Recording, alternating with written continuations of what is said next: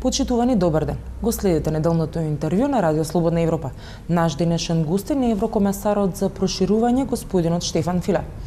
Господине Филе, најавивте дека отворено ќе разговарате за прв пат со владините коалиционери за прашањето околу добрососедските односи.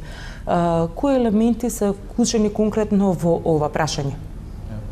I think number one, it is important that there are no distinctions. All neighbors are important to the candidate countries, to the country which wants to join the European Union.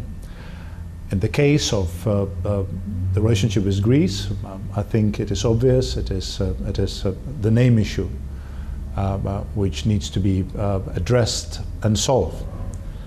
In addition to the relationship with Greece, what I'm hearing more and more is about the relationship and the complexity of the relationship with Bulgaria. I'm hearing a number of the statements from the Bulgarian representatives which are sort of addressing the issue of the bilateral relationship in Sofia and Skopje. This needs to be taken care of. It needs to be steered by politicians from both sides. Politicians on both sides have their responsibility. Again, the point is the road to the European Union, it goes through the good neighborhood relationship. You want to become a good member state, and the only possible way is at the same time to become a good neighbor. Во изминатиот период во дел од медиумите се појави информација дека постои можност Македонија во декември да добие датум за преговори, при што затварањето на прашањето земјата не би било услов за старт на преговорите, туку за нивно финиширање. Знаеме дека одлуката која што треба да биде донесена во декември е политичка одлука. Дали постои реална можност за ваква нешто?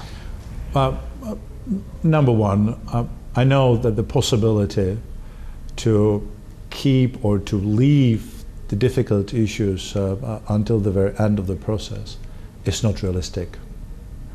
To believe that we'll go ahead and when everything is being done, we will then start addressing the name issue in a belief that it will be easier. That's a very dangerous concept. It will not work. Everything next is up to the member states. I don't want to prejudge what's going to happen in December. I would caution the expectations here. The member states are very clear on how they what is the position on the name issue and what needs to be done. We have not done yet the first steps. We have not yet adopted an enlargement progress report with important recommendation there. I expect the member states then in December to act on it. I hope very much that they will take into account also those positive elements which are being brought by the high-level accession dialogue. But again, it would be naive to believe that all of that could happen and the positive decisions could be made parking the name issue somewhere in the deserted parking slot and revisiting only at the end of this long road. Владината криза наведом стивна. Спомнавте дека дојдовте загрижен заради политичката состојба со оглед на тоа што партиите се водат на основа на етничко ривалство, а тоа не води никаде. Се уште се отворени можностите за да се изведат оваа година и предвремени парламентарни избори. Како сето ова ќе влијае врз евроинтегративниот процес? First, I have come with the clear pledge to political parties and the coalition partners, in particular, of course, to do everything possible for the sake of the stability of the country, to do everything possible that the conditions for making the best use of the potential offered through the high-level accession dialogue could be used. Because if the decision is indeed to go for early elections, I'm afraid that momentum is going to be lost, and who knows how much time could be lost. So I'm not the one, to judge the situation whether it now looks sort of more in favor of early elections or not. This is not up to me. But I'm definitely the one who is clearly interested in government working hard, and coalition partners working in such a way that they trust each other, there is a transparency, predictability, and that they capitalize, as I said, on the high-level accession dialogue, and not because it's good for them, but because it's good for the country, and it's good for the Macedonian citizens. Голем дел од задачите во патоказот се технички, како измени на закони и донесување на нови закони. Што гарантира дека токму овој пат законите ќе бидат спроведени, со оглед на тоа што една од честите забелешки на Европската комисија е дека законите во земјава не се спроведуваат или селективно се спроведуваат. And this is an extremely important issue, which we have underlined today. I made that point in Parliament, and we have stressed that in talking to the government in the framework of this third high-level accession dialogue. We have come out with new approach to the accession negotiations.